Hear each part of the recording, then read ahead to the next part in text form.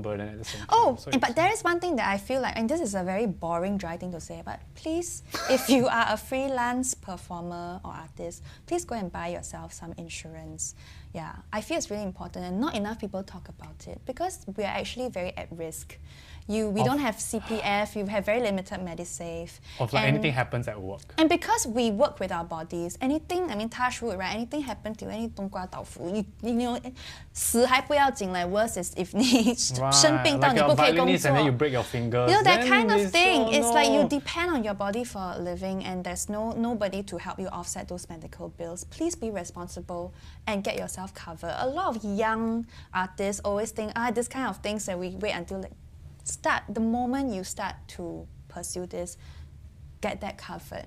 Because it takes a big load off yourself and off your family. The worst thing you want to do is you go and chase this dream and then something happened to you, your family has to have the burden of taking care of you, and because you couldn't take care of yourself. So be responsible. Okay, Prudential, no need to be, and I mean accident or like those kind of hospitalization. No, I feel you, I really understand. And for freelancers, you're not full-timer, you don't get insurance covered, work com or anything, you are really on your own. So be responsible. And you sometimes, you're self-employed for many reasons. One reason is you just don't want to deal with all this like nitty-gritty admin stuff, right? Yes, so I know. I think it's important, you're right.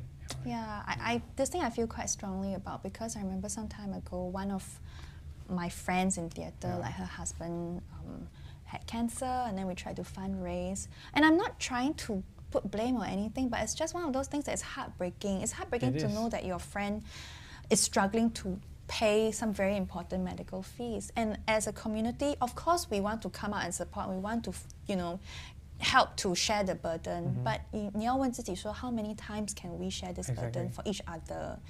To me, it's more long-term, like it serves us all in the long term if we are all covered earlier. So that's why I actually try to organize these talks for people to try and get themselves covered, but the mindset is so hard to change. It's hard. It's like, no, because you are not making a law, and then you want to take out a chunk of it to buy this thing that is intangible. 没有, you know what's the worst thing? It's a piece of paper. They always say 我烂命一条，最多我死咯。我还是有时候不是这么简单，不是你说要死就可以死的呢。Do you know what other profession is even worse? Stuntmen. Because they cannot buy insurance. Okay, no one will cover for them. So I met this stuntman in Malaysia. I met him once, we're doing some stunts. And the next time, 6 months later, I went back. Half of his body is burnt. And he's still working. Why? Got kids and family. And then he has to work. And he has no insurance to cover himself. And he just have to keep working with his body peeling on the side. It's very... it's heartbreaking. It's heartbreaking, yeah. So protect yourself if you can. Yeah. Sure. Okay, so that's my advice. Okay. That's a very good, solid, practical advice. You got a very more intangible, philosophical one, and then a very tangible one. Okay, before we go.